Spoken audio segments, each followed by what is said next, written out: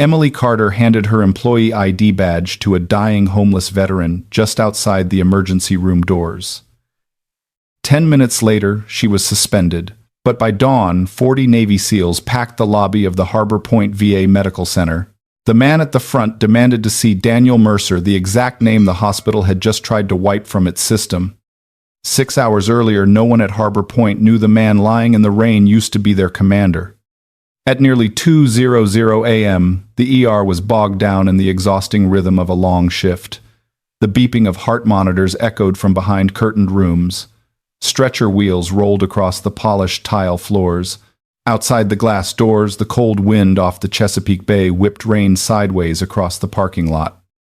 Emily was double-checking medication records when she heard a heavy thud near the entrance. A man had collapsed right in front of the automatic doors. He looked to be in his late 60s, tall but emaciated. His old faded military jacket was frayed at the shoulders, exposing the lining. A salt and pepper beard covered nearly half his face. The sole was peeling off one of his shoes. Rainwater dripped down his hair and collar, pooling into a bloodstain spreading across his left side. 2 security guards stepped out first. The man tried to push himself up but only made it halfway. He clung to the doorframe, looking up at the ER as if it were the absolute last place he could turn to. The intake clerk asked for his name and ID. He didn't answer. His pockets were empty, no ID, no insurance card, no military records. The system search pulled up a blank screen. That quickly shifted the mood in the lobby. A John Doe not in the system meant a massive headache that nobody wanted to deal with in the middle of a night shift. A guard motioned to move him away from the doors. The intake clerk started calling the nearest homeless shelter. Emily left her station and walked over. She noticed his lips had turned gray. The pulse in his neck was fast and weak. His left hand was pressed tight under his ribs where blood was soaking through layers of clothing. With every breath, his right shoulder jerked in pain. She called for a gurney. The intake clerk reminded her that the patient was unverified. Harbor Point was That protocol had been in place for years. It kept the hospital orderly while ensuring that those who had lost their papers, their addresses, and their ability to prove they had served were stopped dead right outside the brightly lit doors. A guard grabbed the man's arm. His reaction was instantaneous. He rolled his shoulder, broke the hold, and backed up against the wall. The movement was far too fast for a man in his condition. His feet were staggered, his center of gravity low, his eyes scanning the exits, the corners of the hallway, and the distance between every person in the room. A chair was knocked over. People in the waiting room bolted upright. Another guard pulled out his pepper spray. The security alarm blared above the front desk. In a matter of seconds, the bleeding man had become an immediate threat to everyone. Emily stepped right into the gap between him and the security team. She kept her hands where he could see them, making sure not to touch him or get too close. The man was still breathing heavily, his eyes locked on the empty space over her shoulder. Emily had seen this exact reaction in her father after his years of service in Afghanistan. Just the sound of dropping metal could pull him right back to a base getting shelled years ago. She lowered her voice. "You're in Virginia. The rear corridor is secure." The man didn't reply, but his gaze slowly shifted to her. Emily kept reminding him that no one was being left behind and that he was in a hospital. His shoulders gradually dropped. His right hand unclenched. As he tried to take a step toward her, his knees suddenly buckled. Emily caught him by his uninjured shoulder, easing him down onto his side on the tile floor. His jacket fell open, revealing a massive purple bruise covering his lower abdomen. He wasn't hemorrhaging, but his vital signs showed he was crashing fast. Richard Vale appeared at the end of the hallway just as the triage nurse was checking his blood pressure. Vale was the director of operations at Harbor Point. He didn't treat patients, but his sign-off could open or close nearly every door in the hospital. Years of management had trained him to view every problem through the lens of medical codes, billing rates, and risk reports. He glanced at the intake monitor before looking at the man on the floor. No ID, no file, unverified. Vale ordered them to call a civilian ambulance and transfer the man to another facility. Harbor Point was not going to admit him into the main treatment area.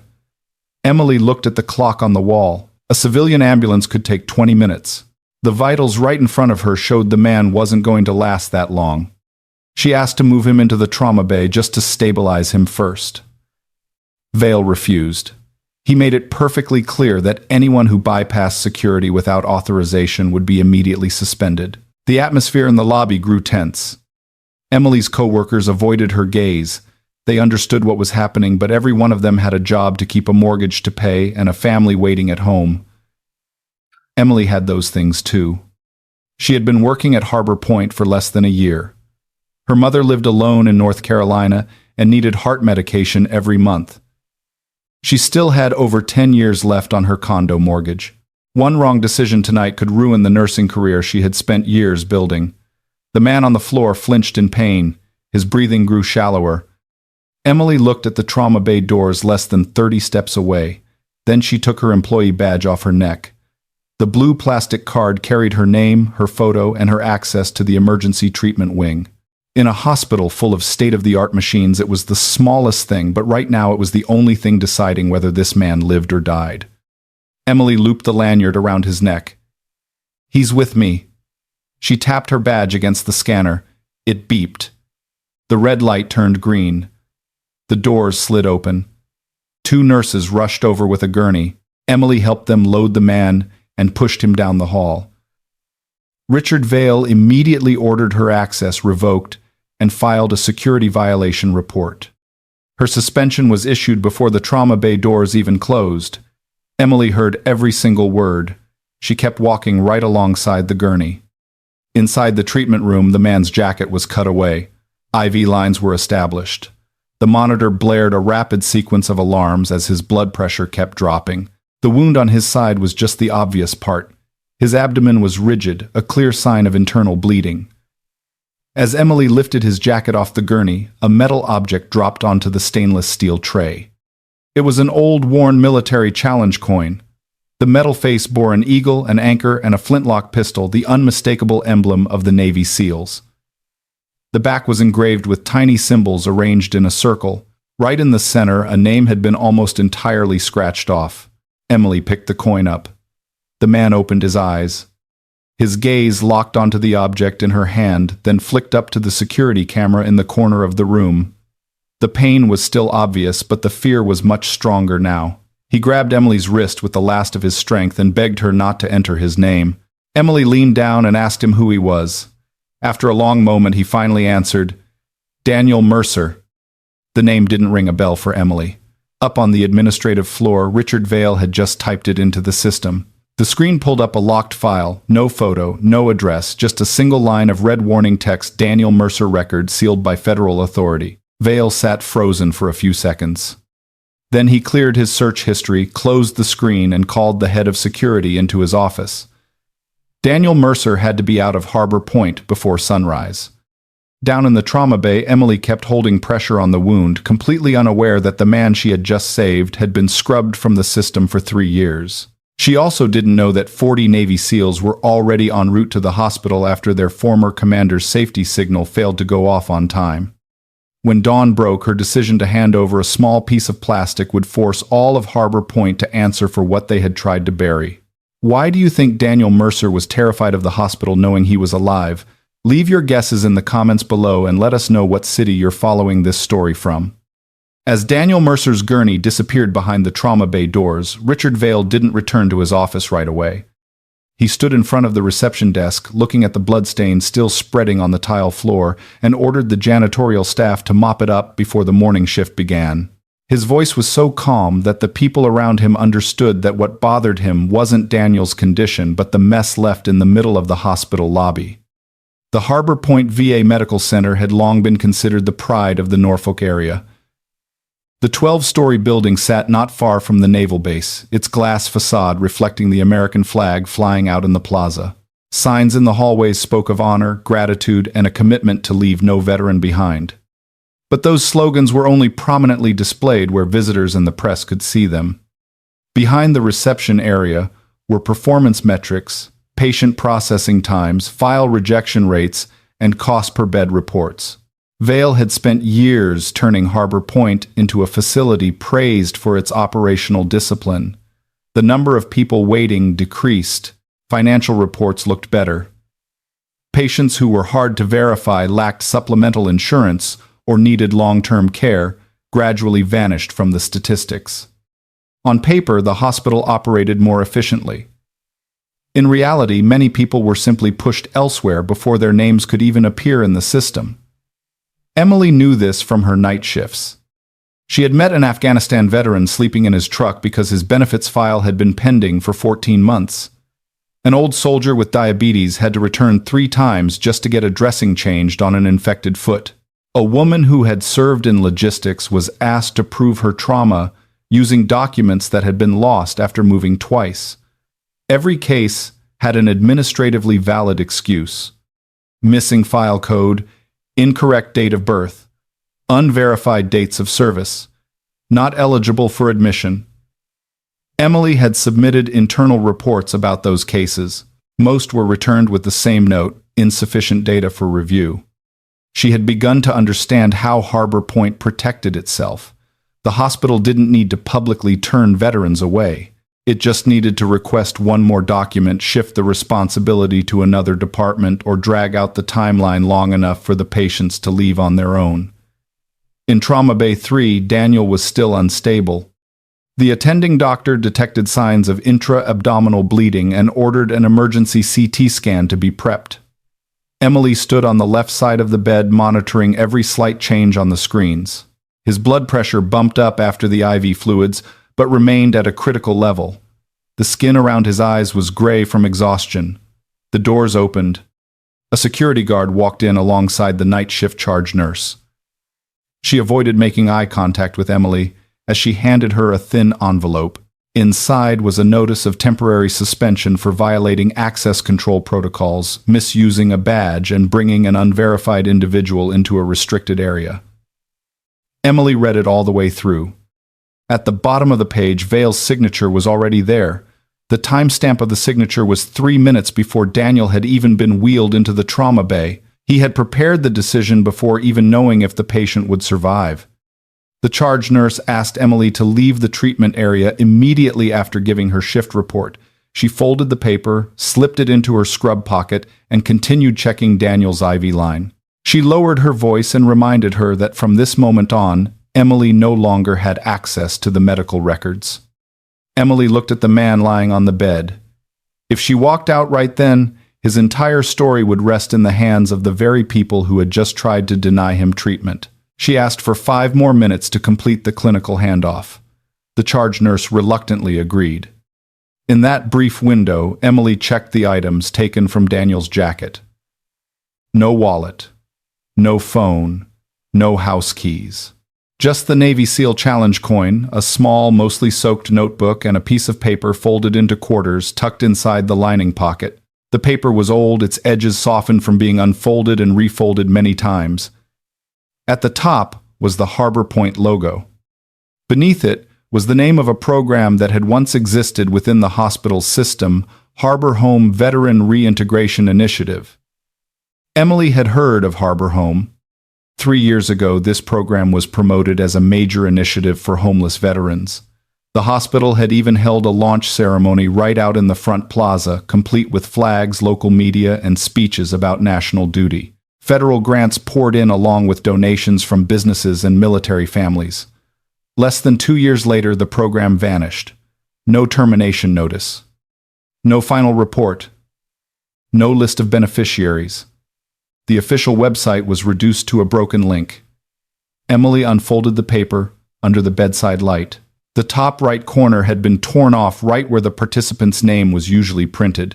The remaining part only retained a faint typed line, approved for transitional housing pending executive authorization.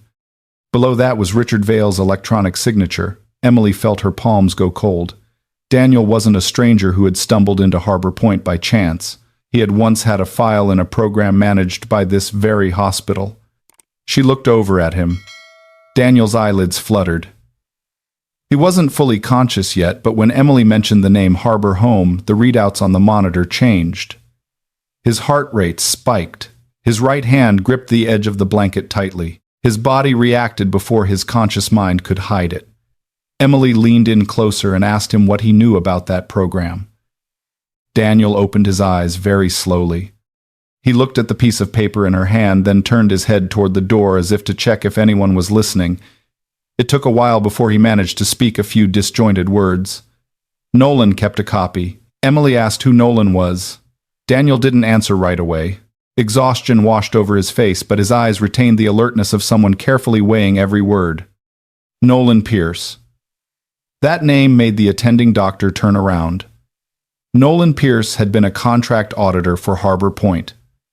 3 years ago, he died in a car crash on the Hampton Roads Bridge. Public records called it an accident due to bad weather. A few weeks later, Harbor Home shut down.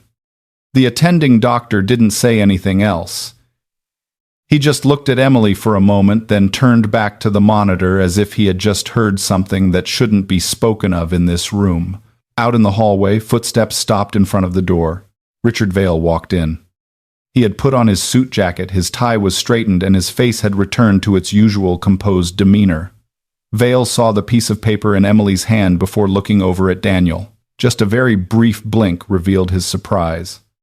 After that, he ordered all of the patient's belongings to be collected and handed over to security. According to Vale, since Daniel's identity hadn't been verified, all the property he brought in had to be itemized and inspected. Emily set the piece of paper down on the tray but didn't take her hand off it. She asked why a man who didn't exist in the system was carrying a Harbor Home approval letter with his own signature on it. Vale replied that many old forms had been leaked out and they couldn't be considered evidence. He spoke slowly, clearly, with the tone of someone used to making tough questions sound like the ignorance of others. Then Vale looked over at Daniel. He demanded the doctor perform a psychiatric evaluation as soon as the patient was alert enough. If Daniel showed signs of paranoia or posed a risk of harm, the hospital would transfer him to a mandatory observation unit before finalizing his verification. Emily understood the true meaning behind that decision. Once Daniel was labeled mentally unstable, everything he said about Harbor Home, Nolan Pierce, or erased files could be dismissed as the product of trauma.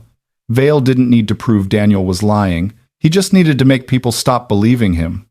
The attending doctor reminded him that the current priority was managing the internal bleeding. Vale didn't argue. He simply demanded that all updates on the patient go through the administrative office and forbade Emily from having any further contact after her handoff. Before leaving the room, Vale looked at the employee badge still resting on the tray next to the bed. The badge bore Emily's name. It was proof that she had broken protocol, and at the same time the reason Daniel was still alive. Vale ordered the badge sealed away, along with the other items. When the door closed, the room went quiet for a few seconds. Emily looked through the small glass window on the door. 2 security guards were already standing out in the hallway. They weren't there to protect her or the patient. They were waiting for the moment Daniel was stable enough to be transferred out. She opened the wet notebook to look for more information before her access was fully revoked. Most of the writing was smudged. Only one page in the middle was still legible. On it was a list of 12 names, each accompanied by a date and a short file code. Some had been crossed out in red. At the bottom of the page was a note written in pencil: "If they erase my name, find the people who disappeared before me." Emily reread that sentence. She realized all 12 file codes started with the exact same prefix that had appeared in the rejected reports she had been submitting over the past 8 months. The code for patients ineligible for verification. 12 people had been lumped into the same administrative category, then vanished from the system, just like Daniel. Emily discreetly memorized the first 3 names right before the security guard walked in to collect the tray of belongings. Daniel suddenly grabbed the edge of her sleeve. His strength was very weak, but his eyes were clearer than before. He said Nolan didn't die because of the rain on the bridge. Just that single sentence was enough to shift the atmosphere in the room. Before Emily could ask anything else, the elevator chime rang out in the hallway. The morning shift was starting to arrive. Soon enough, the hospital lobby would be full of staff, patients, and people who might accidentally see that Daniel Mercer was still alive. Vale definitely knew that too. Emily took off her gloves, handed off the final vitals, and walked out of the room under security escort. The doors locked behind her. At the end of the hallway, the early morning light was just touching the tall glass windows. Meanwhile, inside the administrative office, Richard Vale was reopening the Harbor Home roster and deleting one more line of data. Daniel Mercer's name. If you have ever witnessed a workplace using protocol to cover up injustice, hit the like button to support those who still dare to put their conscience above their own safety. Emily walked toward the elevator with the suspension notice in her scrub pocket and 3 names memorized. She knew she had just lost her access to the hospital. But from that moment on, she also understood that Daniel wasn't turned away just because he lacked paperwork. Someone had actively erased him from the system. Emily had just stepped up to the elevator doors when she heard the sound of hurried footsteps behind her. A young nurse rushed out of the trauma bay, her face pale. Daniel Mercer had woken up for a few minutes, ripped off a monitor lead, and refused the CT scan. Whenever someone got too close, his heart rate spiked, his abdominal muscles tightened, and his blood pressure dropped even faster.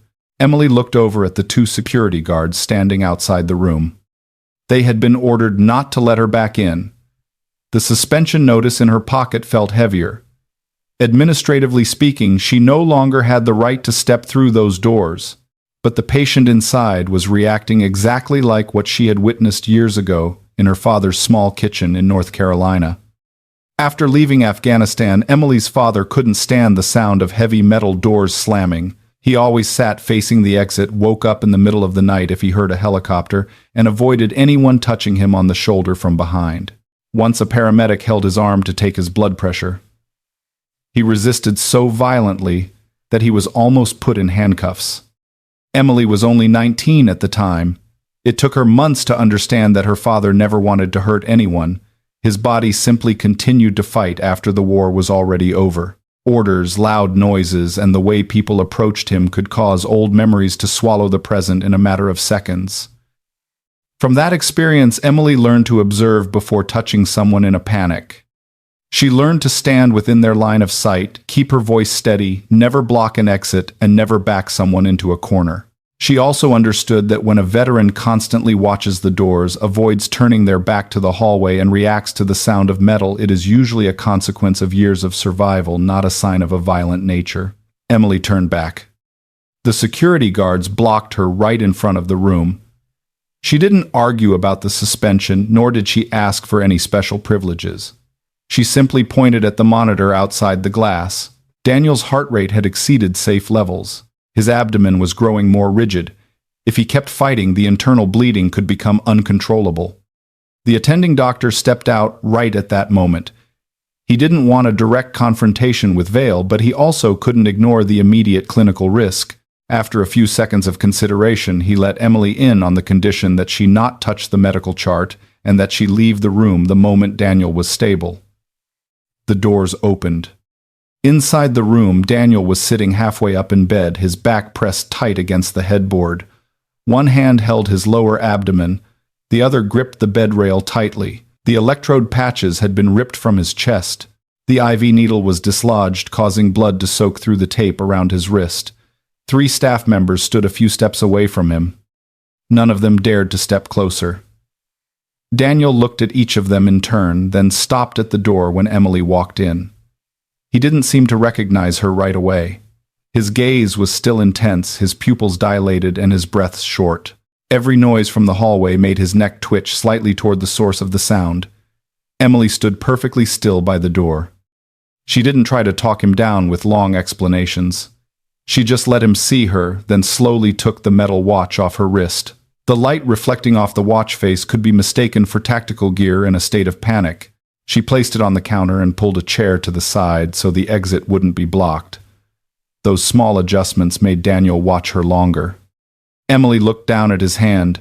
His thumb was pressed tight against his index finger while the other 3 fingers twitched slightly in an irregular rhythm.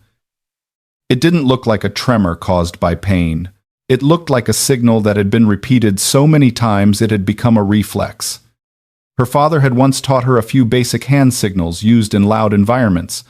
Not enough to go on a mission, but enough to understand how soldiers communicate when they can't speak out loud. Emily raised her hand to chest-level, palm facing down, and made a short gesture meaning to hold his position. Daniel froze. She repeated the motion slower this time. This time the hand gripping the bedrail loosened slightly. Emily took one step forward, stopped, and waited. Daniel didn't react.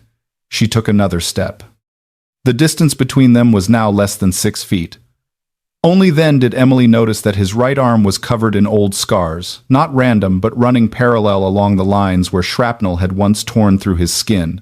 Just below his collarbone was a circular indentation, the mark of a wound that had been treated under field conditions. A man who had survived injuries like that would be used to enduring pain. The fact that he came to Harbor Point in a state of near exhaustion meant he had absolutely no other options. Emily lowered her voice and told him he needed a CT scan to find the source of the bleeding. She didn't use words like mandatory or no choice. She explained exactly what would happen, step by step, who would touch him, and when the machine would start. Daniel looked at her for a long time. Then his eyes drifted toward the camera on the ceiling. Emily immediately understood what was making him hesitate. She asked the doctor to temporarily cover the lens for medical privacy. That request made everyone in the room fall silent. The camera wasn't supposed to record the treatment area directly, but its angle was still wide enough to monitor anyone coming in and out along with part of the bed. The doctor hesitated. Emily pointed out that the patient was willing to cooperate on the condition that he wasn't being watched by anyone outside the treatment team. It was a clinically reasonable request, especially when psychological trauma was interfering with emergency care. Finally, a portable privacy screen was pulled across the corner of the room. Once the camera was out of sight, Daniel's shoulders visibly dropped. He agreed to let them fix his IV line. As the nurse approached, Emily called out every single movement in advance. Daniel remained tense, but he stopped fighting them. His blood pressure slowly stabilized enough to prepare him for transport. While reapplying the EKG leads, Emily spotted a faded mark on the back of his shoulder. 4 letters, a string of numbers. The mark matched the engraving on the Navy SEAL Challenge coin that had been sealed away with his personal effects. She had seen military units use strings of characters to identify a squad, a mission, or dates of service. However, the mark on Daniel wasn't a decorative tattoo. It was small, located in a hidden spot, and faded with age. This kind of mark was usually meant for members of the same unit to identify each other in an emergency. Emily didn't say what she had just realized out loud. She kept watching him. Daniel favored his left hand when holding his wound, but used his right hand to react. When there was a clink of metal out in the hallway, he didn't turn his head right away. Instead, he watched the reflection in the glass cabinet in front of him. When the doctor asked about his medical history, he couldn't remember the names of his medications, but he knew the exact dosages and the time intervals between doses. That was the memory of a man trained to retain information structurally, not a disoriented drifter. Emily didn't voice her observations.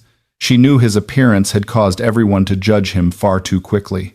What was needed right now was hard, concrete evidence, so they couldn't just brush him aside again. As the gurney was being prepped, Daniel suddenly grabbed her wrist. The grip wasn't strong, but it was deliberate. He looked at the pocket where she had stashed her suspension notice, then looked toward the door. Maybe he had overheard Vale's decision. Maybe he understood that she was paying the price for bringing him in here. Daniel opened his mouth but only managed a few broken words. He mentioned another name besides Nolan, Marcus Reed. Emily had never heard that name before. Daniel struggled to add that Marcus used to be in charge of security for Harbor Home. After the program was shut down, he vanished from Norfolk. Daniel believed Marcus still had the access key to the old record archives. The information came entirely out of the blue, but Emily didn't press him.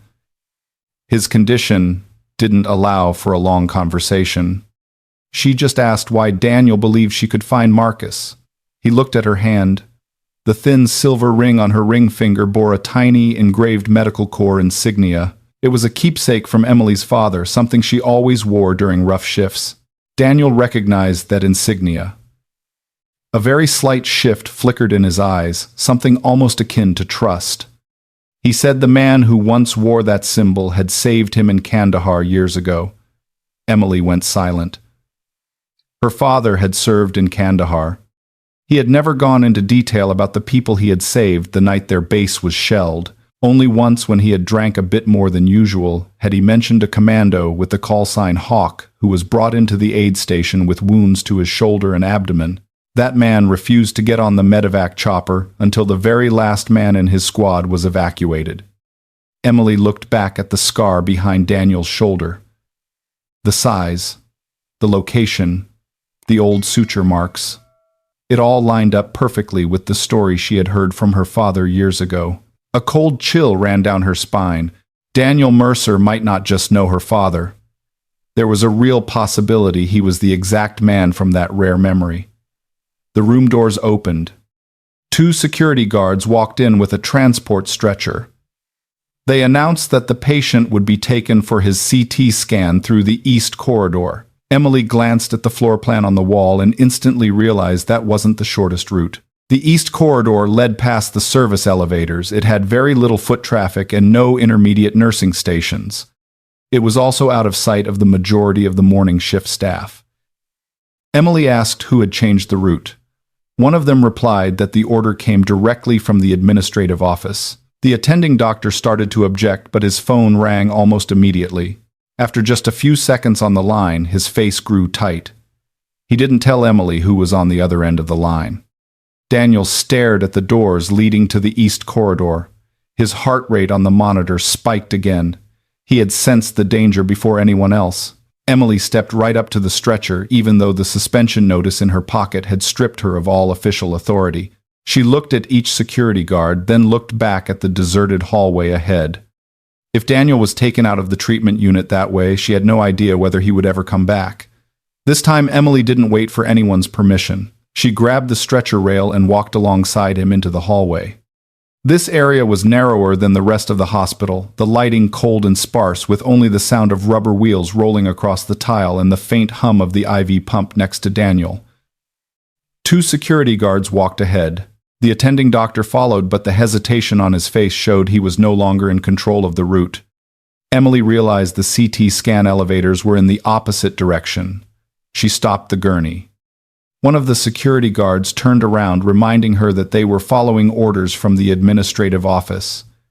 Emily demanded to see the transfer order. No one produced any paperwork. The other guard simply stated the patient needed to be moved through the service wing to avoid causing a scene in the main lobby. That excuse sounded reasonable, but every sign right in front of her pointed to the exact opposite. Daniel was actively bleeding internally. Every minute of delay increased his risk of dying. This route led straight to the freight elevators, an area with no resuscitation equipment, no permanent clinical staff, and right next to the service vehicle loading dock at the back of the building. Emily looked at the wall clock. It was still over 3 hours until dawn. Vale still had plenty of time to get Daniel out of Harbor Point without anyone on the morning shift ever knowing he existed. She stepped to the front of the gurney, forcing the group to a halt. The attending doctor understood what she was doing. He asked to open the electronic transfer file to confirm the destination. The computer monitor mounted on the stretcher showed no imaging orders whatsoever. Instead, a new request had just been entered: transfer the patient to the temporary psychiatric evaluation unit. Emily looked at Daniel. His jaw was clenched tight. His breaths were growing shallow again. The psych evaluation unit was in the south wing, not the east. The current route didn't align with any valid medical protocol. Emily didn't need any more evidence to know they were actively trying to separate him from the medical team. She spun the gurney around. A security guard grabbed the front metal rail. For a few seconds, the entire hallway fell into a silent standoff. No one wanted to cause a public scene, but no one was willing to back down either. Emily reminded the doctor that Daniel hadn't been cleared as stable enough to be moved outside the emergency route. The attending doctor slowly nodded. Reclaiming his clinical authority, he ordered the patient returned to the trauma bay until the CT order was reinstated. The 2 guards no longer had any grounds to proceed. They let go. Emily pushed the gurney back the way they came. Daniel watched her the entire short distance. His gaze was no longer as entirely closed off as before. The hypervigilance was still there, but beneath it something more fragile had surfaced, a trust not yet strong enough to put into words. When the trauma bay doors closed, Emily pulled the curtains around the bed. No more cameras in sight. No more security guards standing over their shoulders. Just the steady beep of the monitor, the bedside light, and two people who had been pulled into the exact same secret. The attending requested the CT order be re-established through internal channels. While waiting, he stepped out to call the head of radiology, directly bypassing the admin office. Emily stayed behind with Daniel. He was so exhausted he no longer had the strength to hold up his upper body. She lowered the head of the bed, double-checked his pressure dressing, and pulled a blanket over his cold legs. Daniel looked at the medical corps ring on her hand. This time he spoke more clearly. Her father's name was Thomas Carter. Emily froze. Very few people at Harbor Point knew her father's full name. He had never worked at this hospital, nor did he appear on any emergency contact form since his passing 4 years ago. Daniel knew both the unit he had served with and his time in Kandahar. He remembered a late summer night when a SEAL team was ambushed on their way back to base. 2 men died on the spot. 3 others were critically wounded. Daniel, the team commander at the time, had shrapnel tear under his ribs and shred his left shoulder. Thomas Carter was the medic on duty at the field aid station. He ordered Daniel onto the medevac chopper first, but Daniel refused to leave until the very last man on his team was loaded onto a stretcher. While waiting, his wounds kept bleeding. Thomas had to keep him conscious single-handedly, temporarily stitching his shoulder and holding pressure on his abdominal wound for nearly 40 minutes. Daniel survived because of those 40 minutes.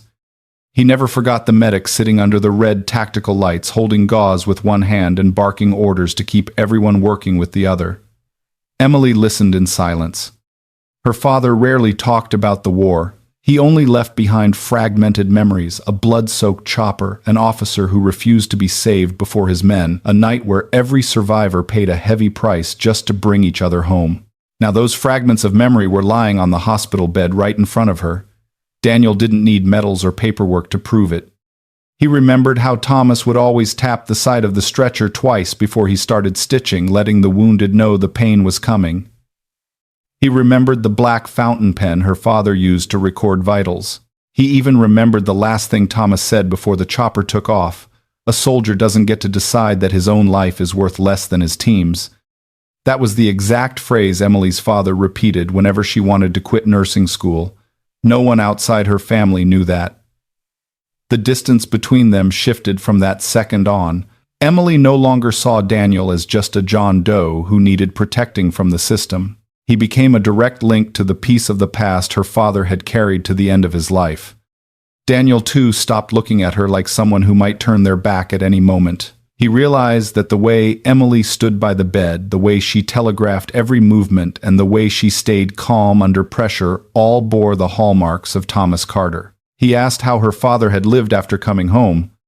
Emily told him briefly that he never slept through the night again, but still spent his last 20 years working at a small clinic in North Carolina.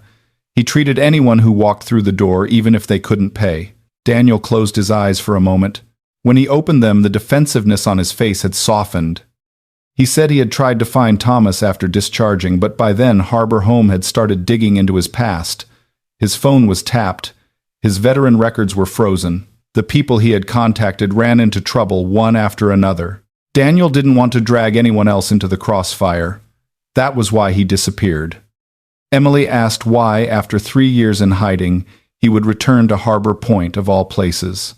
Daniel looked toward the empty tray where his challenge coin used to be. He didn't come to beg for treatment. He came to deliver something. Inside the lining of his jacket was a double seam, narrow enough that anyone would think it was just an old hem. Daniel had hidden a small brass key inside it, no bigger than a thumbnail. Emily checked the jacket that had been cut away. On the inside, near the collar, beneath the water-soaked fabric, she found a sealed slit. When she pulled the threads apart, a tiny object dropped into her palm. It was a safe deposit box key. Engraved on its surface was a code and 3 letters, N. P. R. Daniel explained that Nolan Pierce had left behind a lockbox of documents before he died. Inside were copies of the Harbor Home contracts, a list of shell companies, and the files of veterans who had been purged from the program right after their grant money was dispersed. This key was the only copy left. Marcus Reed used to hold the second one. After Nolan died, Marcus vanished. Daniel had carried that tiny object with him for 3 years because he didn't know who to trust. He used to think that if he could just find someone outside the system, someone with enough conscience and patience, he would hand it over. Tonight he chose Emily. She looked at the key in her hand. It was so light it was practically weightless, but its fallout could be enough to destroy the entire empire Vale had built around Harbor Home. Emily asked why he trusted her. Daniel looked at Thomas's ring. He said courage wasn't about whether someone was afraid or not. It was about the choice they made when they knew damn well they could lose everything. Emily had known the price of opening that door. She opened it anyway. The monitor let out a short warning, beep. Daniel winced, his hand pressing down on his stomach again. The pain reminded them both that time was running out. Emily tucked the key into the inside of her wristband, where security would have a hard time finding it during a rushed pat-down. Then she helped Daniel steady his breathing and prepped him for the CT scan. Just before the gurney was rolled out again, Daniel called her back. He said the 40 men who used to serve under him still maintained an old protocol. On the first day of every month before dawn, he had to send a short signal over an encrypted comms channel. If the signal didn't come through, they would know he was either captured or dead. Today was the first of the month. Daniel hadn't sent anything. Emily looked at the clock. There were only a little over 2 hours left until sunrise. Only then did she understand the meaning of the engravings around the challenge coin. Each tiny mark represented a living member of his old unit. 40 men waiting for a signal from the commander who had vanished 3 years ago. If Daniel couldn't send it, they would come looking for it themselves. And when they showed up, Vale would no longer have the power to keep this story behind locked doors. The room doors opened. The attending doctor announced that the CT order had been reinstated. The transport route this time went straight through the main hallway, accompanied by clinical staff, and was fully logged in the system. Emily knew it was only a small victory. Vale still had his power. Daniel was still in critical condition. The key against her wrist still hadn't been secured. But in the middle of a hospital that had tried to turn a man into a blank file code, Daniel had finally handed his truth over to someone else. Not because she held authority, nor because she could guarantee a win. Simply because in the exact moment everyone else sided with protocol, Emily sided with his life. The story is just beginning.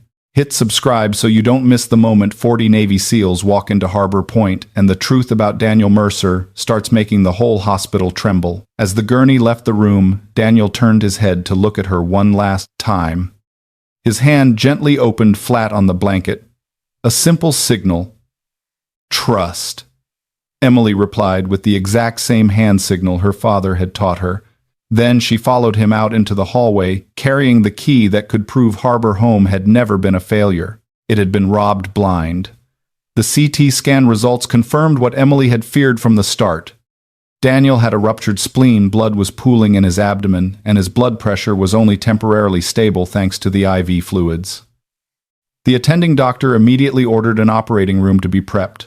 Every step was documented correctly in the system, clear enough that no one could use administrative excuses to delay any further. But before the surgery order could go through, Daniel's electronic file suddenly locked. The monitor next to the bed displayed a short notification: administrative hold transfer pending. No doctor's name on the request, no clinical justification, only the approval code from the administrative office. Emily looked at the attending. He immediately called the surgical coordination desk, but the person on the other end confirmed the surgery had been scrubbed from the schedule. A transport team was being dispatched to move Daniel to a federal psychiatric facility over 30 miles away. This decision was not only absurd, but it could also kill him on the way there. Daniel needed surgery. Vale wanted him out of Harbor Point before sunrise. The room doors opened. Richard Vale walked in along with the charge nurse, the head of security, and an administrative doctor Emily had only ever seen in management meetings. Vale carried a thin file. On the first page was a psychiatric hold order stating Daniel was violent, paranoid, refusing treatment, and posed a danger to the staff. Those words were very carefully chosen. They took a trauma response that lasted a few seconds in the ER lobby and turned it into a legal justification to strip Daniel of his right to make his own decisions. There was not a single line mentioning the internal bleeding, the Harbor Home file, or the wrong-way transfer attempt in the East Corridor. Emily quickly read over the assessment. The time of the signature was before Daniel had been taken for his CT scan. The person who signed it had never examined him. She looked up, realizing this wasn't a medical decision made in the heat of the moment. It had been prepared in advance. The attending doctor objected immediately. He stated clearly that the patient needed emergency surgery and wasn't stable enough for transport. The administrative doctor avoided looking at Daniel, simply citing risk management and the need to prioritize facility security. Vale stood at the foot of the bed, maintaining his usual composure. He explained that Harbor Point could not continue to treat an unverified John Doe with a history of resistance who kept making baseless accusations. Transferring Daniel to a psychiatric evaluation facility was presented as a prudent, humane, and legally sound solution. But Emily had seen enough to understand the real goal. Daniel would be moved out of the hospital. His words would be stamped as paranoia. His personal effects would fall into the hands of security. And if he died on the transport, his death could be written off as a complication of old injuries or the result of a health condition with no known medical history. Daniel lay still on the bed. His face was pale from the CT scan, but his eyes were alert. He looked at the file in Vale's hands, then shifted his gaze to Emily. There was no panic in his eyes. Just the exhaustion of a man who had seen this exact machine run too many times. Emily felt the small key pressed against the inside of her wristband. If security searched her, they might find it. If Daniel was taken away, she would lose the only chance to connect the key to his testimony. She stepped up to the bed and demanded to see the full clinical basis for the hold order. Vale refused, reminding her that she was suspended and had no right to interfere. Emily didn't argue about her title. She simply pointed at the CT results, stating clearly that transferring a patient 30 miles in this condition could lead to irreversible hemorrhagic shock. The administrative doctor replied that the transport would have an EMT on board. Emily looked him right in the eye. One EMT in the back of a rig couldn't replace an operating room, a blood bank, and a trauma team right here in this building. No one answered. Out in the hallway, the transport team arrived. 2 men in gray uniforms pushed a specialized stretcher to the door. It had wrist restraints, chest straps, and a sealed plastic bag of sedatives. Daniel saw them. His hands balled into fists on the blanket.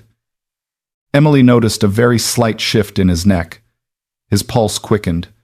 His breathing grew deeper but rigid. He was trying to hold on to the present, but the straps and the transport stretcher were starting to pull the old memories back. Vale ordered the sedative to be administered before moving him. The attending doctor immediately refused. He stated that Daniel's blood pressure was tanking and a high dose of sedatives could depress his breathing and mask the signs of shock. Vale replied that the patient had a history of resisting staph and needed to be controlled for everyone's safety. The charge nurse took the medication tray from the crash cart. Emily looked at the label on the syringe. The prepared dose was several times higher than normal for someone with blood pressure as low as Daniel's. She checked the drug name again, then looked at the person who approved it. The electronic signature belonged to Vale even though he didn't have prescribing authority. All the previous suspicions suddenly took a very clear shape. If the drug was injected, Daniel might never wake up. Emily put her hand out to block the tray. The room fell silent. Vale told her to step aside. His voice was still low, but his patience was gone. He reminded her that her nursing license was under review and any further obstruction would result in criminal charges. Emily looked at everyone in the room. Some avoided her eyes. Some stood frozen in fear. The attending doctor clutched his clipboard tight, but hadn't stepped forward yet. The charge nurse held the tray, her fingers trembling slightly. The entire system was waiting for someone else to take responsibility for doing the right thing. Emily knew that if she backed down, Daniel would be injected. If she stood her ground, her career could end before the morning was over. She thought of her father in that aid station in Kandahar, keeping a soldier alive until the chopper returned. He once said, "There comes a time when rules are no longer a place to hide. When a life is lying right in front of you, you have to answer to yourself what exactly it is you serve." Emily pulled the medication tray out of the charge nurse's reach and set it down on the counter behind her. "No one is injecting him with this."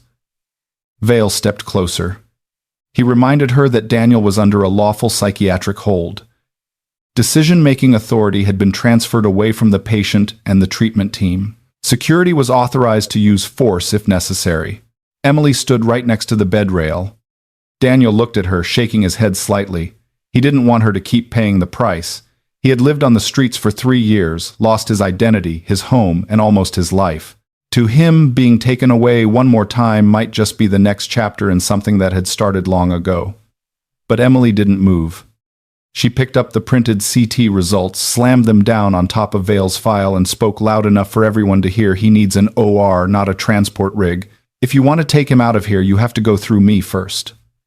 Vale looked at her for a few seconds. The last trace of cordiality vanished from his face. He signaled to security. 2 guards stepped forward. Emily put one hand on the bed rail, the other hovering near the wristband where the key was hidden. She knew she couldn't fight them off. The only thing she could do was force their next actions to be public witnessed and left with a trail. The attending doctor stepped up next to her. He declared he would not authorize moving the patient due to clinical contraindications. If security proceeded, he would document clearly in the chart that the decision was made against the medical team's orders. That shift made the charge nurse set the medication tray down entirely. A young nurse closed the room doors. The people who had been silent before were starting to choose their sides. Vale realized his authority was hitting its first real limit, not from a superior but from the very people used to following orders. He turned to the head of security and ordered an immediate forced extraction. Right at that moment, every single desk phone in the trauma unit rang at once. A clerk out at the desk picked up, then stood perfectly still. Through the glass, the sound of voices in the main lobby grew louder. It wasn't the chaotic noise of patients. It was the sound of many boots stepping in unison onto the stone floor. A nurse ran to the room doors, her face a mix of shock and panic. The front parking lot was packed with black SUVs. 40 men were standing in the lobby. Some were in Navy uniforms. The rest were in civilian clothes, but all wore the exact same eagle globe and anchor emblem on their lapels. The man at the front demanded to see Daniel Mercer. Vale spun toward the door. For the very first time, Emily saw real fear on his face. Out in the hallway, the footsteps stopped right outside the trauma unit. Daniel closed his eyes for a very brief moment, not out of exhaustion. He knew they had arrived. The trauma bay doors opened before Richard Vale could issue another order. The first man to walk in was in his late 50s, his short-cropped hair touched with gray, his dark blue uniform perfectly pressed without a single wrinkle. On his chest, rows of ribbons and medals were aligned with absolute precision. Behind him were 2 naval officers, a lawyer in a gray suit, and dozens of men carrying the same quiet demeanor of people accustomed to walking into dangerous places without drawing attention. Not a single one of them looked at Vale first. Every pair of eyes was fixed on the bed at the far end of the room. Daniel Mercer lay motionless under the stark white lights, one arm still hooked up to an IV, flanked by Emily and the attending doctor. Despite his exhaustion, he still managed to turn his head toward the door. The man leading the group stopped a few feet from the bed. He stood at attention. Then he saluted. The 40 men behind him followed suit in perfect unison. The room previously filled with the hum of machinery suddenly went so quiet you could hear the IV fluid dripping into the chamber. Daniel looked at the men lined up before him. For a few seconds, the hardened look on his face cracked. He didn't cry, but his eyes grew red. 3 years of living on the streets, having his records erased, and being treated like a lunatic couldn't break him. It was only the moment his former men called him back to his true rank and name that made his hand tremble slightly on the blanket. The commander stepped closer. It was Rear Admiral James Holloway, currently serving as the Naval Inspector General for Operations. 20 years ago, he was a young officer under Daniel's command in a SEAL team deployed to the Middle East. Holloway lowered his hand. Commander Mercer. Just those 2 words were enough to tear down the entire narrative Harbor Point had built around the man in the bed. No longer a John Doe, no longer an unverified patient, no longer a homeless man who needed to be shuffled out of the lobby before dawn. Daniel Mercer had once commanded the very men packing the hallway. Richard Vale regained his composure with the reflex of a man who had lived in power for a long time. He He stepped forward, demanding they produce their authorization and reminding them that this was a restricted treatment area. The lawyer beside Holloway opened her briefcase. Her name was Sarah Whitmore, representing the VA Office of Inspector General. With her were 2 federal investigators and a military medical inspector. Sarah handed Vale an evidence preservation order demanding Harbor Point lock down all data deletion privileges, seal the administrative servers, and suspend any decision to transfer Daniel from the facility until an independent evaluation could be conducted. Vale read it very quickly. His face didn't change much, but the hand holding the order gripped it so tightly the edge of the paper curled. Emily recognized that reaction. He wasn't surprised by Daniel's identity. What terrified him was that these people had shown up with a legal order in hand. Holloway stepped up to the bed. He looked at the restraints on the transport stretcher, the tray with the sedatives, and the psychiatric file resting at the foot of the bed. Without anyone having to explain, he understood exactly what had just happened. The military medical inspector picked up the syringe, checking the label and the dosage. It took him less than a minute to confirm that the prepared dose could cause severe respiratory distress in a patient suffering from hemorrhagic shock. He asked, "Who authorized it?" No one answered immediately. The attending doctor handed over the printed electronic order. Richard Vale's name was at the bottom of the page. Sarah Whitmore looked at Vale. He immediately stated that his signature only validated the security protocol, not a medical decision. He also suggested there might have been a glitch in the system. The excuse sounded reasonable if taken in isolation. But in that room it sat next to an unfounded transfer order, a psychiatric file signed before an examination, and a patient who needed surgery but had been held up for administrative reasons. Holloway didn't argue.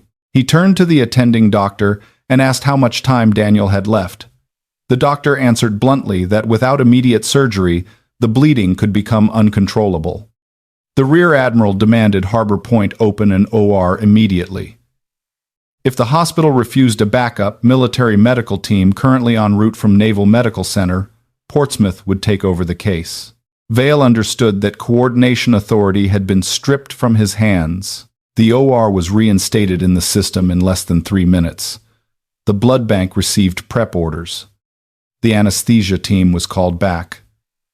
The people who had been frozen in fear began to move with the speed of a proper hospital. Emily stepped back to let the staff prep Daniel. Just as she was about to leave the room in accordance with her suspension, Holloway called her name. He already knew she was the one who brought Daniel in. One of the SEALs had received a still image from the lobby camera leaked by an insider just minutes prior. The footage of Emily putting her badge around Daniel's neck had reached the team right when his scheduled signal failed to arrive. Holloway asked where the badge was. Emily pointed to the sealed evidence tray. Sarah demanded the bag be opened with everyone present as witnesses. Inside were Emily's ID badge, the SEAL challenge coin, the Harbor Home paper, and the wet notebook. When the coin was placed on the table, the 40 men in the back saw the engravings around the edge. Each mark was the initials of a team member who had served under Daniel. Holloway picked the coin up and held it for a long time. He explained it wasn't an ordinary keepsake. The coin was minted after a 2004 rescue mission when Daniel's team was cut off for 19 hours. The 40 survivors swore an oath that if any one of them vanished, the rest would not let his name be buried in a report. Daniel had carried it for 3 years, not to remember the glory. He kept it as proof that he once had a unit, once had an identity, and was once known by others. Emily looked at the faces standing outside the door. The youngest was in his early 30s. The oldest was pushing 70. Some used canes. Some bore visible scars on their necks and hands. They came from different states, different units, and different eras of service. But all of them had shown up before dawn. Because Daniel hadn't sent his safety signal, Holloway turned to Emily and asked what had happened since Daniel arrived at the hospital. She recounted it in order, leaving out emotion and sparing no detail. The blood loss, the blank system search, the refusal to admit, the suspension order, the irregular transport route, the psychiatric hold signed prior to examination, the sedative dose. Each individual incident could have been brushed off as a mistake, but when placed side by side, they formed a purposeful chain of actions. Sarah Whitmore ordered the seizure of all access logs from midnight onward, simultaneously sealing Vale's office and the Data Administration Department. Vale protested that this would disrupt hospital operations. Sarah didn't raise her voice. She simply reminded him that if evidence was being destroyed, obstructing a federal investigation was no longer an internal matter. He went silent. Daniel was prepped to be moved to the OR. Before the gurney rolled out, he called Holloway over. Daniel's voice was weak, but every word was clear. He said Harbor Home was never a failed program. The funds had been fully dispersed, but many veterans never received housing treatment or reintegration support. Their files were still being used to bill for services that never existed. Holloway asked if he had proof. Daniel looked at Emily. She felt the key resting under her wristband. In that moment, the entire room might have turned to her if Daniel said anything more. But he didn't reveal the location of the evidence. He only said that Nolan Pierce had held the last copy before he died. Sarah heard the name Nolan, and her expression instantly shifted. She had been involved in the preliminary review of the crash that year. The official conclusion stated Nolan lost control on a slick bridge. However, the forensic file had initially noted cut brake lines, a detail that mysteriously vanished from the final report. Daniel was right.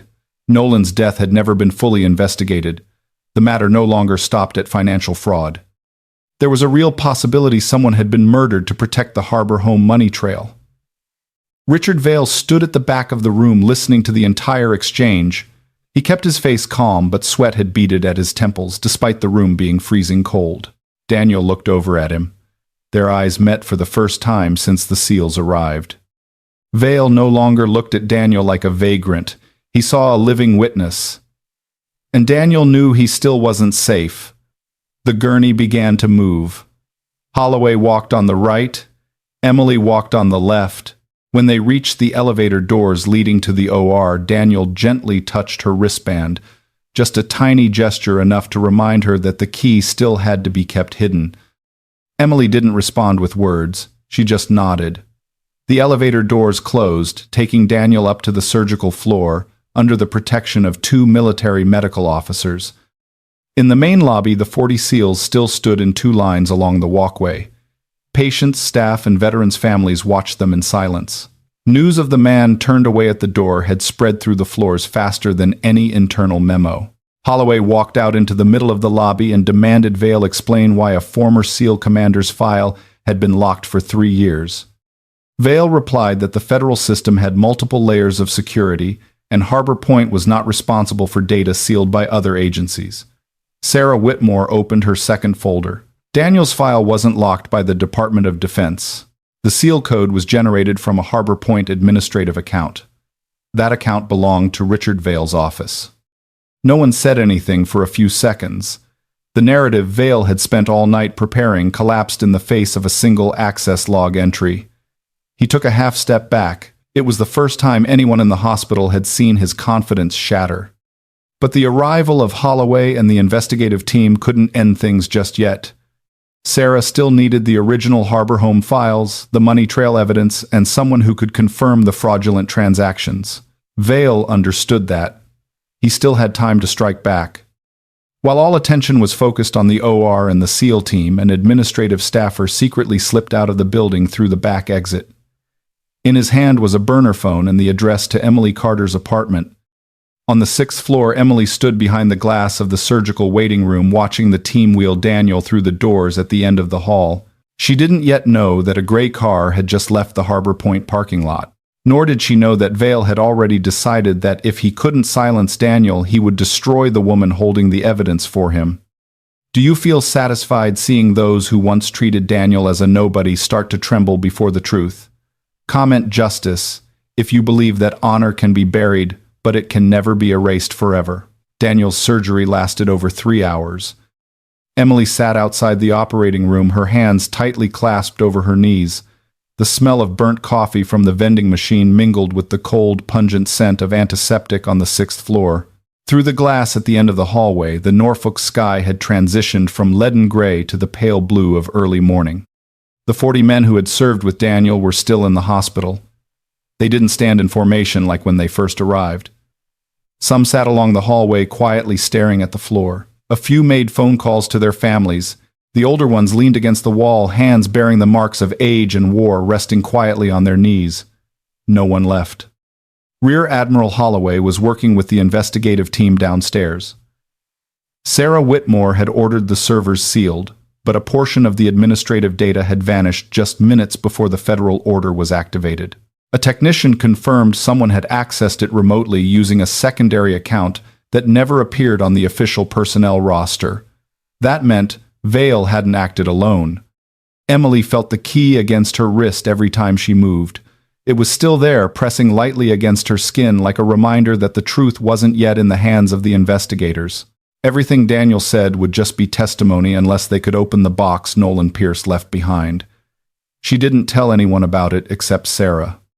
After hearing the description of the key and the N, P, R, engraving, the lawyer insisted Emily not return home alone.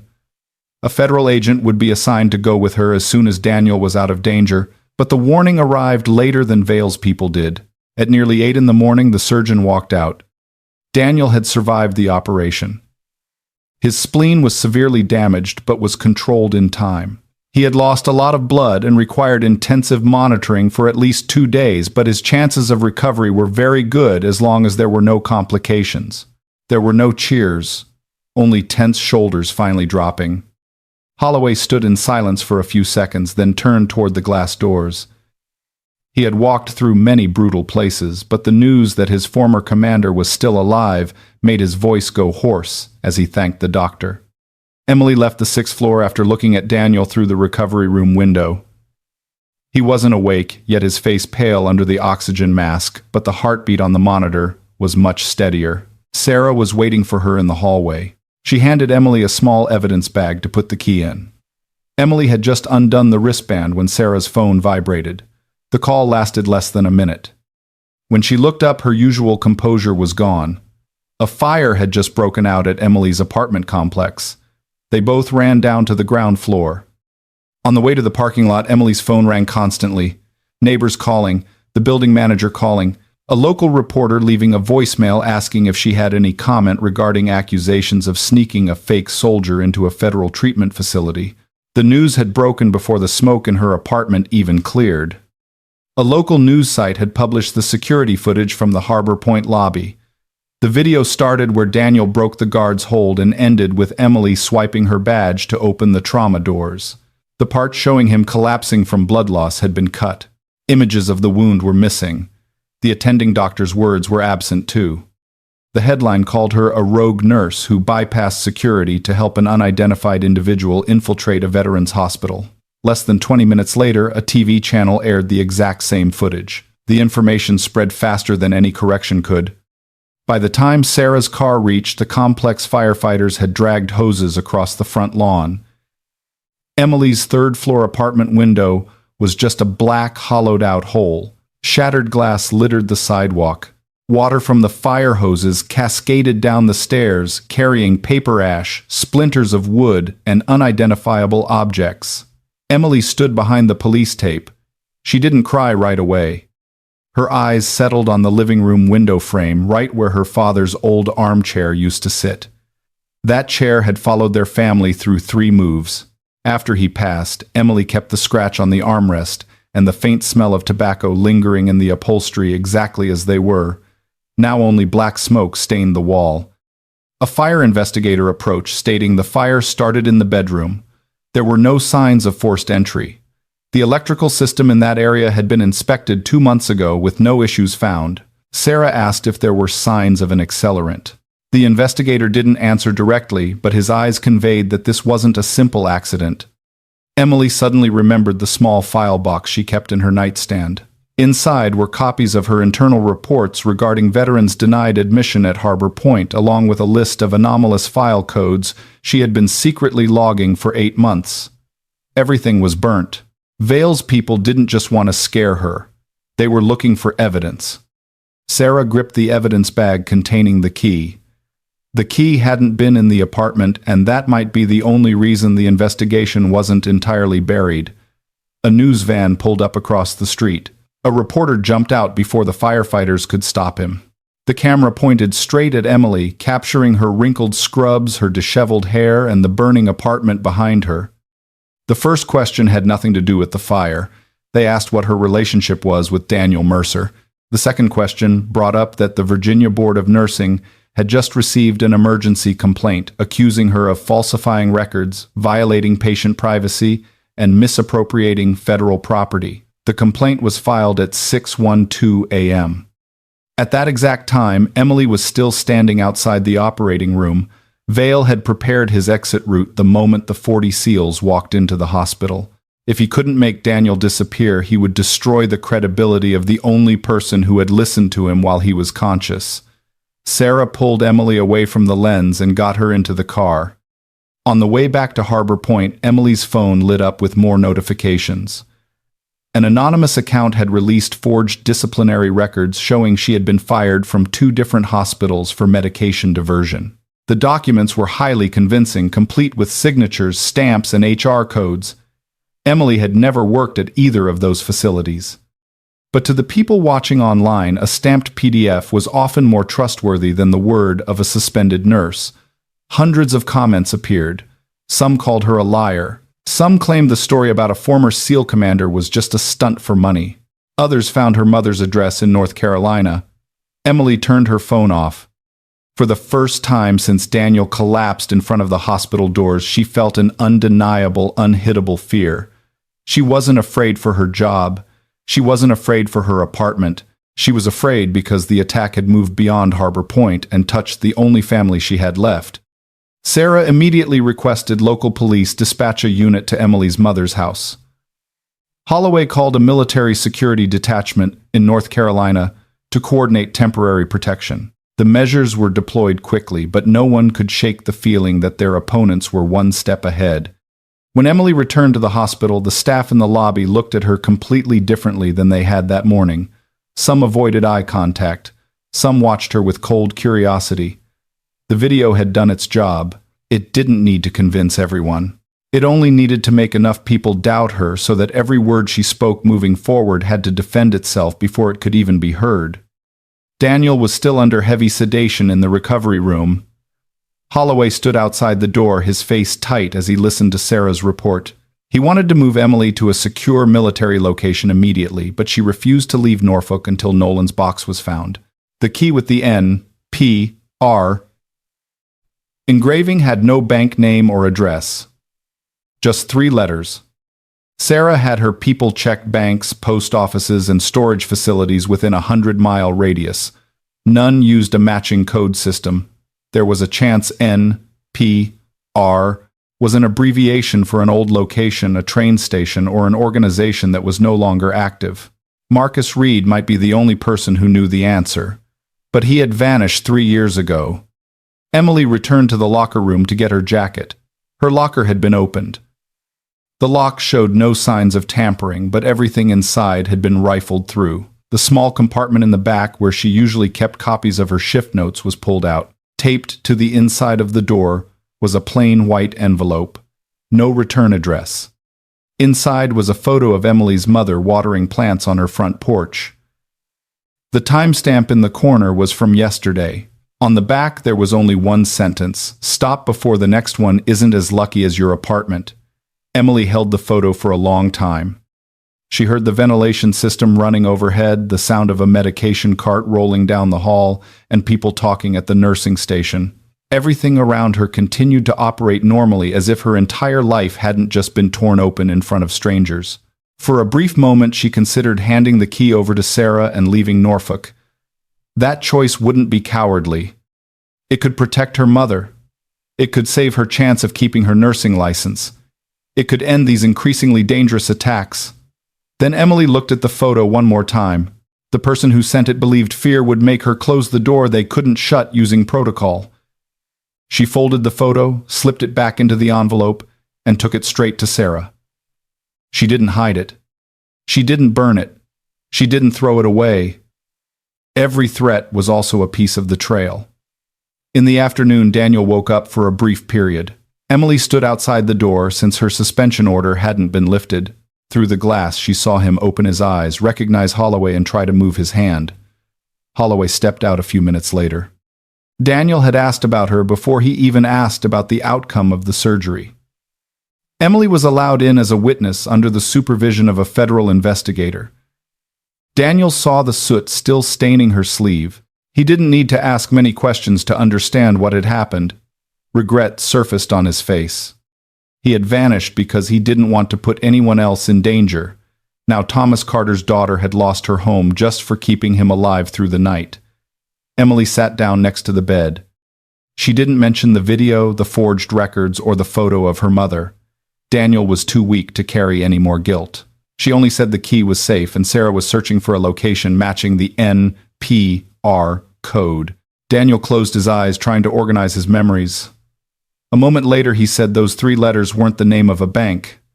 They stood for Norfolk Passenger Rail. The old passenger station in the south of the city had closed down years ago before being converted into private storage lockers. Nolan had rented a box there under his late younger brother's name. Sarah immediately sent someone to verify it. The facility was still operating under a new management company. The number engraved on the key matched their basement storage box format. For the first time in hours, the investigation had a concrete direction. But that news also meant they had to act before Vale's people discovered the location. Sarah organized a federal team to head to the station that night. Emily was instructed to stay at the hospital under Holloway's protection. He said the box didn't just contain paperwork. Nolan had saved one final audio recording containing the voice of the person authorizing the transfer of Harbor Home funds into shell companies. If the recording was intact, Vale wouldn't be able to keep calling everything a system glitch. Outside the window, it began to get dark. Emily's apartment was nothing but a burnt-out shell. Her name was being dragged through every news broadcast. Her mother was sitting behind a door guarded by police. But the key had not left the hands of those protecting the truth. Emily stood by the window at the end of the hallway, watching the city lights turn on block by block. In the reflection of the glass, she saw her face looked far more exhausted than it had just a day ago. She had lost the safety she once thought was permanent. The only thing left was the choice. Emily returned to Daniel's room, placed the threat envelope into an evidence bag, and signed the log as an official whistleblower. From that second on, she stopped trying to save her job. She was ready to drag the entire system into the light. The investigative team left Harbor Point at 9:17 p.m. Sarah Whitmore went with 2 federal agents, a digital forensics technician, and a representative from the VA Office of Inspector General. The small key was sealed in an evidence bag, signed off through 3 layers of custody before leaving the hospital. Emily stayed on the recovery floor under the protection of 2 former SEALs arranged by Holloway. She didn't like being left on the sidelines. Ever since Daniel collapsed at the ER doors, every major decision had unfolded right in front of her. Now the most crucial piece of evidence was being taken somewhere else, and all she could do was wait for the phone to ring. Daniel lay behind the glass of the recovery room, still weak from the surgery. Painkillers caused him to drift in and out of consciousness in short spurts. Every time he opened his eyes, he looked at the door first, as if 3 years on the run had turned vigilance into an inseparable part of his body. Holloway sat at the end of the hallway with a folder on his lap. The 40 men who had arrived at Harbor Point that morning had dispersed. Some returned to their units. Some stayed in Norfolk. 5 with security and investigative experience volunteered to assist the federal team within legal limits. They were no longer standing in the lobby in uniform. The battle, from this point on, wouldn't be fought with the sheer force of a formation.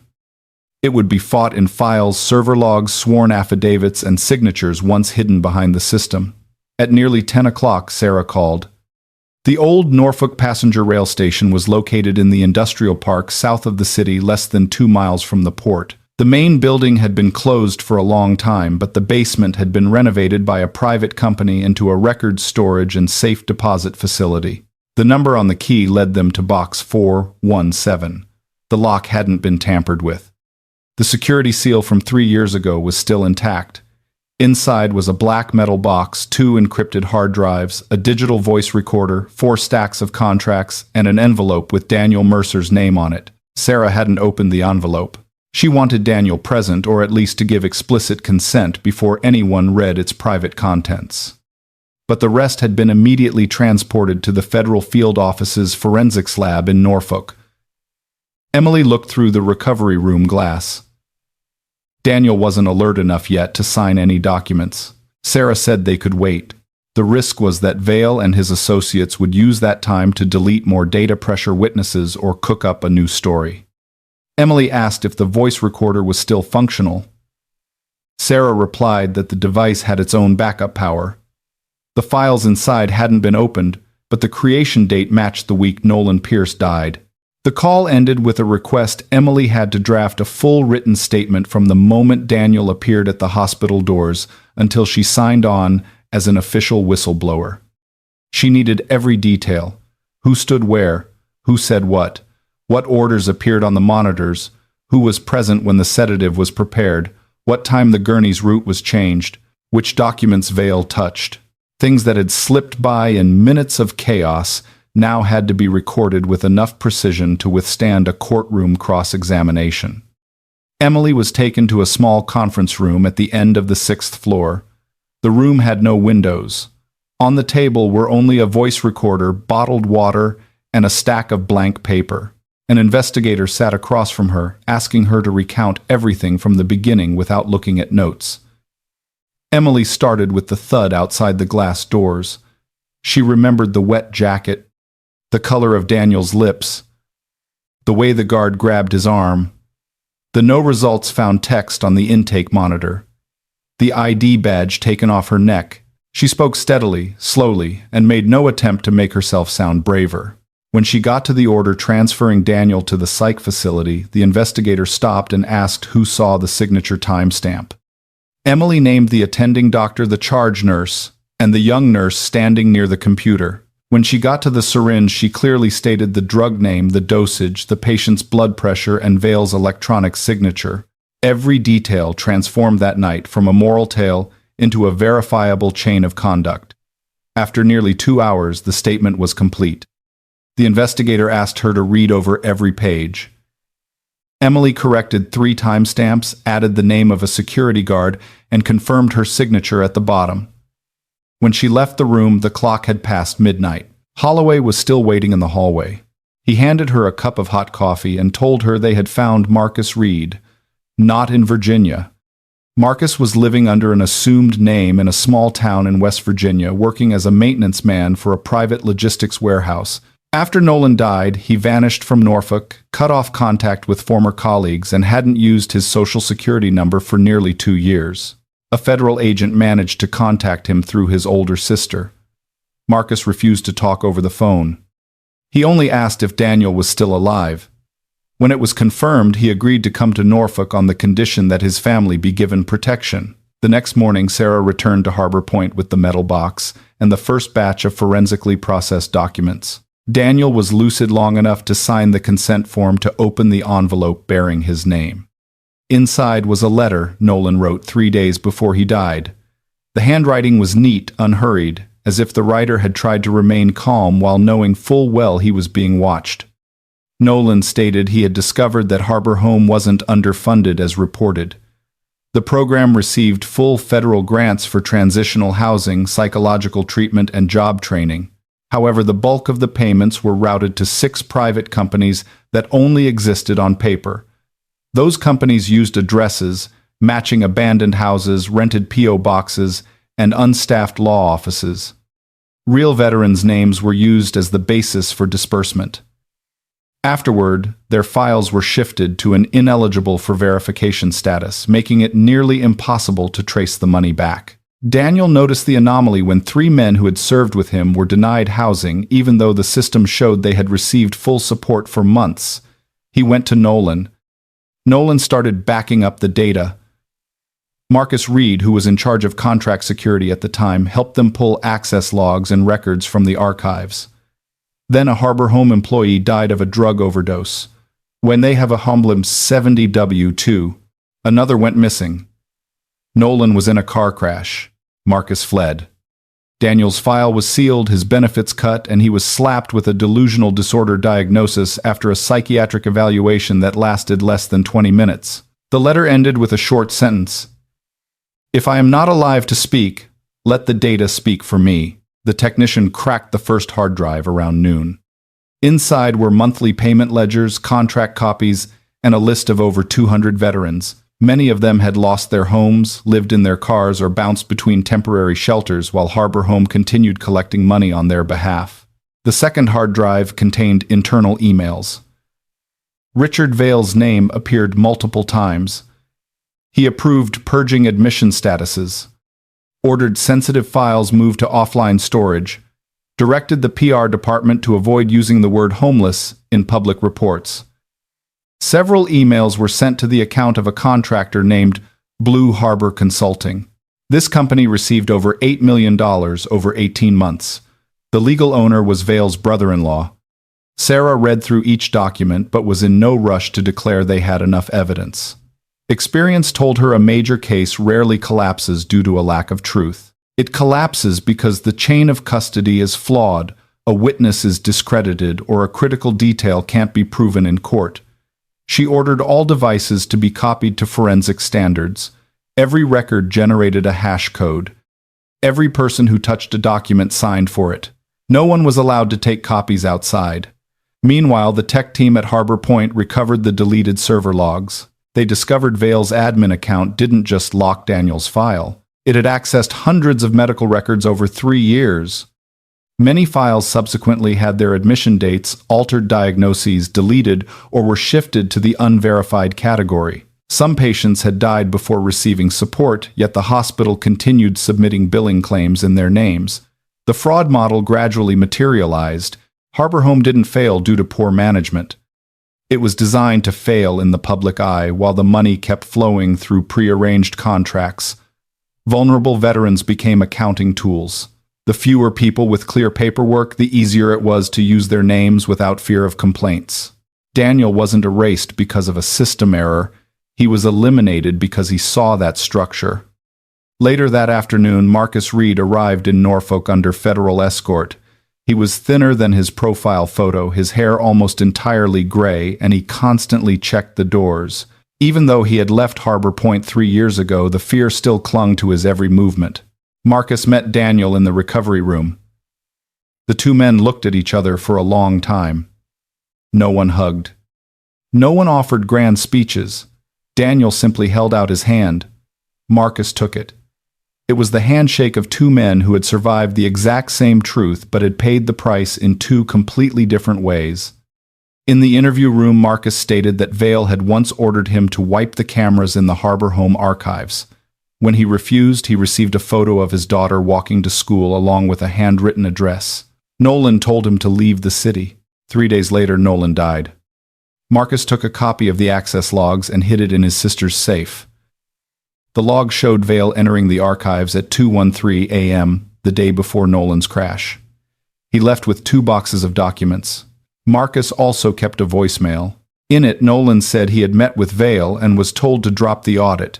If he kept digging, they would turn Daniel into someone nobody would ever believe. By evening, the voice recorder from the metal box was accessed. The file was 17 minutes long. Nolan's voice came on first, calm and clear, then Vale's. The two men argued over the disbursements. Nolan read out contract numbers, company names, and dollar amounts. Vale didn't deny it.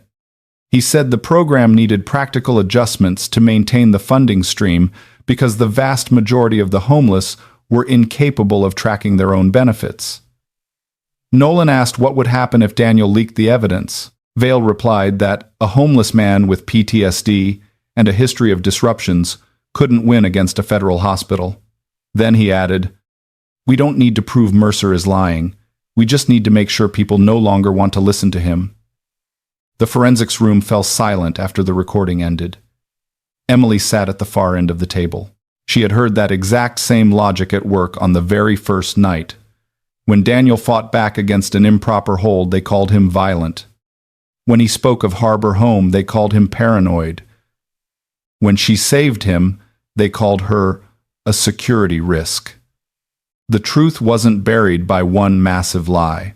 It was smothered by hundreds of small decisions, each one appearing perfectly valid on its own. Sarah Whitmore closed her folder. She said there were enough grounds to open a criminal prosecution for federal fraud, obstruction of justice, record tampering, and conspiracy to endanger a witness. But one question remained unanswered. Who burned down Emily's apartment? Burner phone data pulled from traffic cameras showed the gray car leaving Harbor Point and heading straight to the apartment complex. The plates were fake, but footage from a nearby gas station caught the driver's face. It was Paul Hensley, the hospital's deputy director of security. Hensley disappeared right after the fire. The investigative team traced his wife's credit card to a motel near the North Carolina border. He was arrested at 4 o'clock the next morning.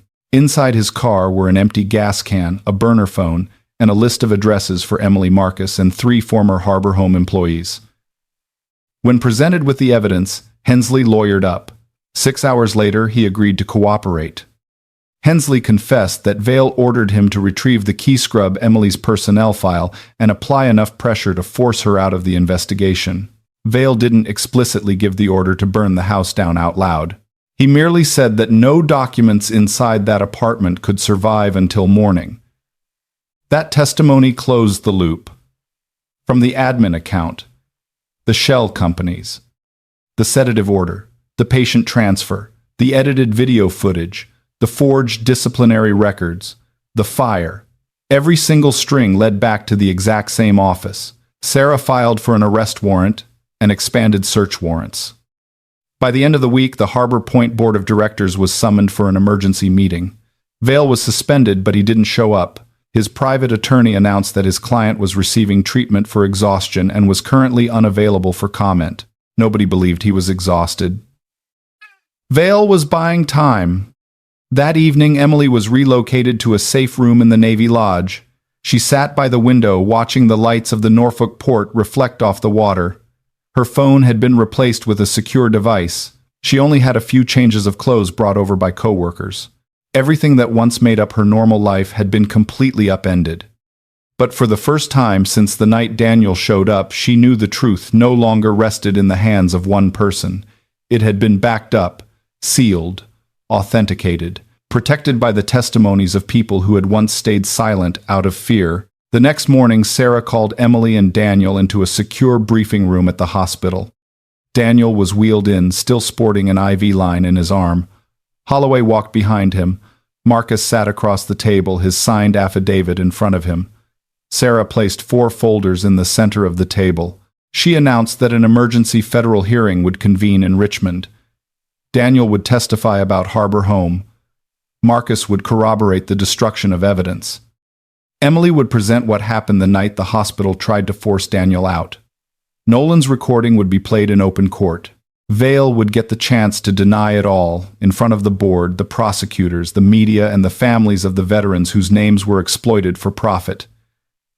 Daniel looked at the folders for a long time. 3 years ago, he had tried to bring the truth to light all on his own. This time, he wasn't standing alone anymore. Sarah opened the last folder. Inside was the complete list of the 217 veterans named in the Harbor Home system. 49 had passed away. 83 were still unaccounted for. Many families never even knew their benefits had been used. Emily placed her hand on the first page. Those names were no longer just data codes. Each one used to have a room where they could sleep in peace, a wound that needed healing, and a promise once made to them by their country. The upcoming hearing wouldn't just decide Richard Vale's fate. It would force the entire system to answer for why those who served their country were turned into profit margins when they were at their most vulnerable. At the end of the hall, a federal agent began unscrewing the nameplate from Vale's office door. At the exact same time, in a hotel 20 miles outside of Richmond, Vale sat in front of a TV screen, re-watching the footage of Emily slipping the badge around Daniel's neck. He knew the files had been opened. Knew Hensley had confessed. Knew Nolan left his voice behind. But Vale still had one final card to play. At the hearing, he wasn't just going to deny his guilt. He was going to find a way to make Daniel and Emily the ones who had to prove they were worth believing. The federal hearing opened in Richmond on Monday morning. The gray stone building sat in the middle of the city's administrative district, with the American and Virginia state flags flying out front. From very early on, the entrance was packed with reporters, veterans, families of the missing, and people who once had their names in the Harbor Home program. Some used canes, some wore old jackets bearing unit patches. A few carried photos of loved ones who had passed away before receiving the benefits approved under their names. The atmosphere outside wasn't loud like a protest. It was heavier. Every face carried a question that had been ignored for far too long. Inside the hearing room, the public gallery was packed. Daniel was wheeled in because his surgical incision hadn't fully healed. The charcoal suit made him look thinner, but his posture remained straight. On his lapel was only a small navy pin. He didn't wear his medals, making no attempt to turn his past into a shield to protect himself. Emily sat to the right of Sarah Whitmore. She wore a dark blue suit brought by a former co-worker. There was no longer a Harbor Point ID badge on her collar.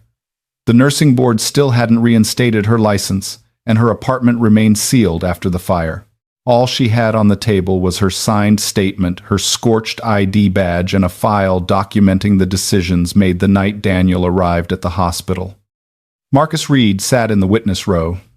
Holloway and the former SEALs were present but weren't in matching uniforms. They sat interspersed among the veterans' families, keeping a distance from the official proceedings of the hearing. Their presence was no longer meant to apply pressure. It served as a reminder that Daniel once had a unit, a past, and men who knew exactly who he was. Richard Vale arrived last. He wore a black suit, his hair neatly combed, and was accompanied by 3 lawyers. In the days leading up to the hearing, his PR team had built a new narrative. Harbor Home was a failed program due to flawed data. Daniel was a veteran, heavily impacted by PTSD, and Emily was an inexperienced nurse who reacted emotionally in a complex situation. Vale didn't deny that the system had flaws. He merely tried to twist all the guilt into a chain of mix-ups with no one to hold accountable. The presiding judge opened the session by reading the preliminary list of charges: federal fund fraud, falsifying records, obstruction of justice, witness intimidation, abuse of medical protocols, and conspiracy to destroy evidence. Vale maintained a calm expression. His lawyer immediately moved to dismiss Daniel's testimony, arguing that his trauma and time spent homeless made his memory unreliable. That was the exact strategy they had prepared. Don't attack the evidence directly first. Attack the person bringing the evidence. Daniel listened to the entire argument without reacting. He rested his hands on his knees, waiting until his name was called. When he was wheeled up to the witness stand, he declined the offer to take a few extra minutes to rest. Daniel spoke about the time he participated in the Harbor Home evaluation after his discharge. He didn't speak at length about military campaigns or commendations. He simply explained why he began to suspect the program. 3 men who had served with him applied for transitional housing. The system showed all 3 had received full assistance. In reality, one was sleeping in his car, one was living in his sister's shed, and the other had died of hypothermia in a parking lot. Daniel asked where the money went. That question got his file flagged. What followed were psychiatric evaluations, delayed benefits, locked access accounts, and warnings that he was misinterpreting the data. Nolan Pierce helped him back up the documents. Marcus Reed kept the security logs. When Nolan died, Daniel knew he would be next. Vale's lawyer asked why Daniel didn't take the evidence to the police right then. Daniel replied that he had tried. The complaint was forwarded right back to Harbor Point's administrative department for an internal review. 3 days later, his psychiatric diagnosis was altered. A week later, his benefits were frozen. A month later, his name vanished from the system. The hearing room fell silent. The lawyer continued to cross-examine him about his years living on the streets, the times he was removed from train stations by police, and his violent reaction in the Harbor Point lobby. Daniel didn't deny it. He said he had lived in his car, slept under bridges, and often couldn't distinguish the sound of dropping metal from the sounds of a battlefield. He had reacted poorly and had refused help. But those things didn't make the payment ledgers fake, didn't make the shell companies real, didn't bring Nolan back to life. Vale's lawyer paused for a few seconds before sitting down. Daniel didn't need to raise his voice. He simply refused to let his illness be used as evidence that he wasn't worthy of being believed. Emily was called next. Sarah started with the night Daniel showed up at the ER doors. On the large screen, the original security footage was played from start to finish. For the first time, the public saw the part that had been cut from the news broadcasts. Daniel collapsing, blood soaking through his jacket. Emily checking his vitals. Vale standing in the background. The badge being taken off her neck. The trauma bay doors opening. Then came the footage of security guards pushing the transport stretcher with restraints up to the hospital bed, matching the exact time Daniel's file was switched to a psychiatric hold status. The timestamps were clearly displayed on the screen. Sarah presented the sedative order, the dosage, Daniel's blood pressure, Vale's electronic signature. A military medical inspector explained that if that dose were administered during severe blood loss, the risk of respiratory failure and death was extremely high. Vale's lawyer argued that his electronic signature could have been used by someone else without authorization. Sarah didn't argue. She presented the two-factor authentication logs. The time of approval coincided exactly with his personal phone connecting to the system using a biometric scan. No one could forge a signature using his fingerprint. Vale leaned over and whispered to his lawyer. For the first time since the hearing began, the calm rhythm of his face was broken. Emily recounted how her suspension order had been prepared before Daniel was even brought into the trauma room. She presented the timestamp notice, the CT scan results, and a photo of the incorrect transport route. The opposing counsel tried to paint her as an emotionally driven nurse. They asked whether her father's death made her overly sympathetic toward veterans. They brought up her condo mortgage, asked if she hoped to gain fame after the video went viral. Emily didn't react to the demeaning questions. She answered that she didn't know Daniel was a former SEAL commander when she used her badge to open the doors, nor did she know 40 men were going to show up. Her decision was made based on his blood pressure, skin color, the location of the wound, and the risk of blood loss. He needed emergency care. That was all. The scorched ID badge was placed in a clear evidence bag. The corner of the employee photo had peeled from the heat. The lanyard was half burnt, but the access chip was still intact enough for technicians to recover the logs. The data showed the badge opened the trauma bay doors at 2:13 a.m. 4 minutes later, Vale's admin account accessed Daniel's file. 6 minutes later, Emily's suspension order was signed. 8 minutes later, the patient's status was changed to a psychiatric evaluation. The timeline left no room for a narrative about a standard administrative response. Marcus Reed took the stand in the early afternoon. He spoke about the Harbor Home archives, the order to wipe the cameras, and the photo of his daughter sent to his house. His voice broke at times, but every detail was cross-referenced with access logs and location data. When Vale's lawyer asked why he stayed silent for 3 years, Marcus looked toward the row where his now-grown daughter was sitting. He said fear can keep a person alive. It also allows the wrong to grow. He spent 3 years not knowing whether he was keeping his family safe or just helping someone else continue committing crimes. Then, Nolan's recording was played. The voice that had been lost 3 years ago echoed through the hearing room. He read the contract numbers, company names, dollar amounts. Then came Vale's voice, clear and unmistakable. He said the homeless veterans were incapable of tracking their own benefits, said a man with PTSD couldn't win against a federal hospital, and said the goal wasn't to prove Daniel was lying, but to make others stop wanting to listen to him. No one in the room moved when the file ended. Vale sat motionless. His legal team requested a recess to verify its authenticity. The forensics technicians were already prepared. The raw data remained on the sealed device from the safe deposit box. The hash codes matched perfectly. There were no signs of splicing or editing. The background frequencies matched Nolan's office.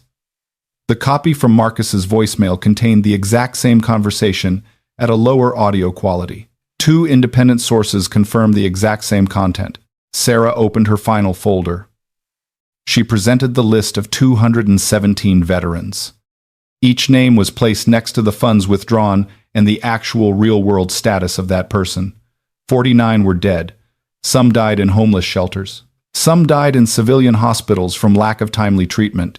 One man passed away in a tent less than 3 miles from Harbor Point, while the system reported he was living in transitional housing and receiving weekly therapy. Behind their names were the 6 shell companies. Behind the 6 companies were intermediary accounts. The money ultimately flowed into real estate investment funds and businesses tied to Vale's family. The presiding judge asked Vale to stand up. He could no longer maintain the calm facade he had walking in. His shoulders were slightly stiff. His jaw was clenched. Sweat beaded on his forehead under the lights. Vale asked to address the court directly. He stated that Harbor Home operated in an understaffed environment with fragmented data and immense financial pressure. Some decisions might have been wrong, but they were made to protect the hospital from collapsing. He also brought up the thousands of patients Harbor Point had successfully treated. He tried to place his crimes alongside the good deeds the system had accomplished, as if one could erase the other. Sarah asked why the hospital needed to burn down a nurse's apartment to protect itself. Vale immediately denied any involvement.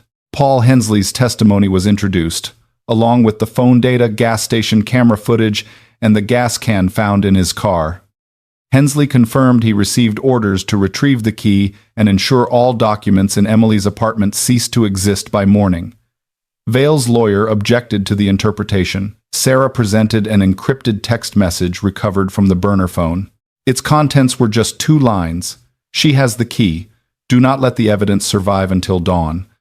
The message was sent from a device registered under a Blue Harbor Consulting Company account. That device was connected to the Wi-Fi network at Vale's private residence at the exact time it was sent. There were no more intermediary layers left to hide behind. The presiding judge called a recess and conferred with the federal prosecutors. 15 minutes later, they returned.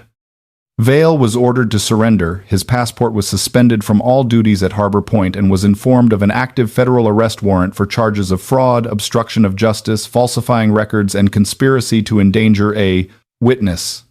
2 federal agents approached. The sound of the handcuffs clicking closed was very soft. But in the silent room it echoed louder than any previous defense. Vale turned toward Emily. In his eyes there was no longer the contempt from that night at the hospital. There was only the bitterness of a man accustomed to believing that his status would always stand above the consequences.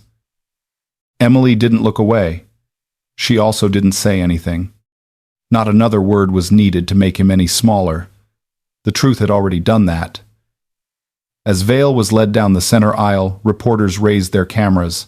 The relatives of the veterans who had been robbed of their benefits stood up. No one cheered. An older woman clutched a photo of her son to her chest. A man with a cane bowed his head. The pain in the room was far too profound to turn that moment into a simple victory. Justice had arrived, but it didn't give back the lost years. It didn't rebuild the homes that were never given. It didn't bring Nolan back. It merely ended the power of those who once believed no one was strong enough to hold them accountable. The presiding judge read the emergency administrative ruling. Harbor Point was placed under federal receivership. All programs relating to homeless veteran assistance had to be completely re-audited. The assets of Blue Harbor Consulting were frozen. All files previously shifted to an unverified status had to be reinstated and reviewed case by case.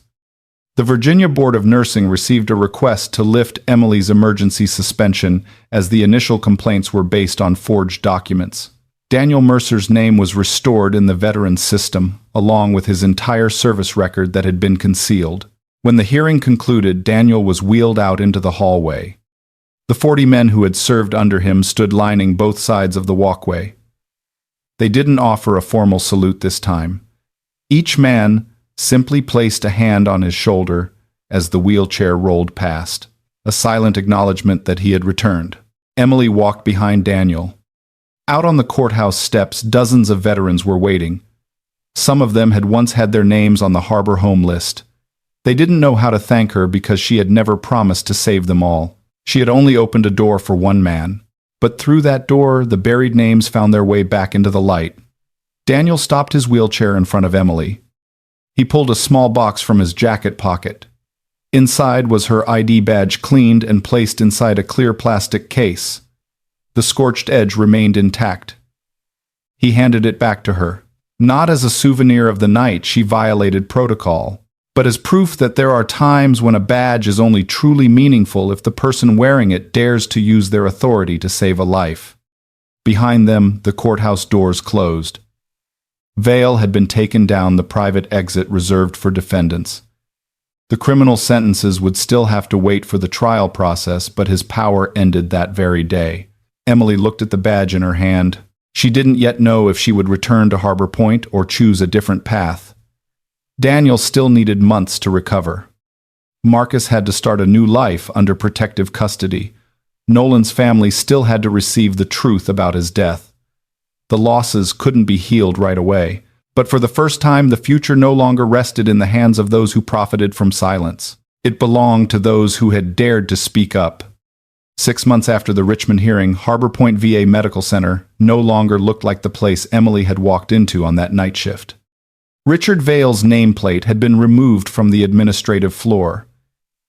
His former office was converted into an independent intake room for veterans without paperwork. All emergencies had to be medically evaluated before checking benefits, and no administrative staff member was allowed to delay treatment just because the system hadn't found the patient's name yet. The federal audit stretched across multiple states. The 217 files in the Harbor Home program were reopened. The funds that had vanished through shell companies were frozen and placed into a restitution fund. Dozens of veterans were granted the transitional housing, psychological treatment, and medical benefits that had been suspended for years. The 83 people who had gone missing were gradually found. Some were living in shelters. Some were sleeping in their cars. Some had changed their names and given up on appealing because they no longer believed any agency would listen. Not all of them came back right away. Some refused to sign any more paperwork. Some didn't want to step foot inside a hospital, a betrayal lasting that many years couldn't be healed with a formal apology. Harbor Point was forced to send staff out to meet them in person. For the first time, the system had to go searching for the very people it had previously forced to prove they existed. Daniel was discharged from the hospital in early spring. He was still thin, walked slowly, and had to use a cane for long distances. His surgical incision had healed, but 3 years living on the streets had left many injuries that couldn't be seen on an X-ray. Holloway arranged a small apartment for him near the Chesapeake Bay. From the living room window you could see the ships leaving the port every morning. The place wasn't large, but it was quiet enough, warm enough, and had a wooden table where Daniel placed the unit coin he had carried throughout his years of disappearance. He began trauma therapy twice a week. During the early sessions, Daniel just sat in silence. He didn't want to recount old missions, nor did he want to talk about Nolan. But the therapist didn't push. They started with the smaller things: sleep, nighttime noises, the feeling of walking into crowded places, and the fear of his file disappearing again. Daniel relearned how to believe that a locked door didn't mean someone was waiting on the other side. Learned how to sit with his back to the window. Learned how to let others help him without feeling like he had betrayed the men who were never saved. The 40 men who had shown up at Harbor Point that morning took turns visiting. Not all at once. Each brought something entirely ordinary: coffee bread, an old chair, some photos, or a toolbox to fix up his balcony. They didn't talk much about the past. They helped Daniel build a new life through the simple things that war never taught anyone how to do. Emily had to start over too. Her nursing license was fully reinstated. The state board publicly acknowledged that the initial suspension was based on forged documents and a manipulated process. 2 major hospitals offered her jobs, complete with higher salaries than before. Harbor Point sent a letter inviting her back. Emily didn't answer right away. She still couldn't forget the blood stain on the lobby floor, the sedative tray, and the coworkers who had stayed silent out of fear of losing their jobs. But she also remembered the attending doctor who stepped up next to her, the charge nurse who set the tray down, and the young nurse who closed the room doors to protect Daniel. A rotten system isn't just created by bad people. It is also maintained by good people who believed they were too small to change anything. Emily returned to Harbor Point on one condition: she didn't accept a standard charge nurse position. She demanded the authority to build an independent intake unit with its own clinical team and a mechanism to report directly outside the hospital whenever treatment interference was detected. The board of directors approved it. The new center was named the Mercer Carter Veteran Access Center. Daniel objected when he found out his name was being put on the sign. He said there were many others more deserving. Emily replied that the name wasn't meant to honor a hero. It was to remind everyone of a hospital that once let a soldier bleed out by the door just because it couldn't find his file. On the day the center opened, the Norfolk sky was clear and cold. The American flag was raised in the front plaza. The families of the veterans once listed in Harbor Home packed the rows of seats. Marcus Reed sat next to his daughter. Sarah Whitmore was in the front row. Holloway stood behind Daniel, not in uniform. A small glass display case was placed right next to the intake desk. Inside was Emily's old employee ID badge. The scorched edge was still intact. Beneath the glass was an inscription: "No one should have to prove their dignity before their life is saved." Emily didn't give a long speech. She simply said that every protocol must answer one simple question: is it protecting people, or is it protecting the convenience of the system? After the ceremony, Daniel walked slowly toward the new intake desk. An older man was standing there, his jacket frayed, crumpled papers in his hands. He awkwardly explained that his name might no longer be in the database because he had lost contact with the VA years ago. The intake clerk didn't ask him to come back later, didn't tell him to find more paperwork, didn't call security. She invited him to sit down, handed him a cup of water, and called a nurse over to examine him first. Daniel stood silently watching the scene. There were no cameras, no officials, no applause. But that was the clearest proof that change had truly begun. A few weeks later, Congress passed a new provision in an emergency veterans care reform package. The regulation required all VA facilities to stabilize patients before verifying benefits and protected medical staff from retaliation when acting to prevent loss of life. The media dubbed it the Mercer Carter Emergency Access Provision. Emily didn't like her name appearing in a law. Neither did Daniel. But they understood that a legacy doesn't need to make the people bearing its name feel comfortable. It needs to be clear enough so that those who come after won't have to pay the exact same price. Vale's trial concluded nearly a year later. He was convicted of multiple federal charges, including defrauding public funds, obstruction of justice, falsifying records, and conspiracy to intimidate a witness. Paul Hensley received a lighter sentence after cooperating with the investigation. Several Harbor Point board members were fired. Others faced civil liability for ignoring warnings for years. Nolan Pierce's family received a new conclusion regarding his death. The incident was no longer recorded as a simple accident. Nolan's name was given to a whistleblower support fund within the veterans' healthcare system. Marcus was the first to speak at the fund's launch. He didn't talk about bravery. He spoke about the price of silence and the necessity of protecting those who speak up before they become just another name on a memorial plaque.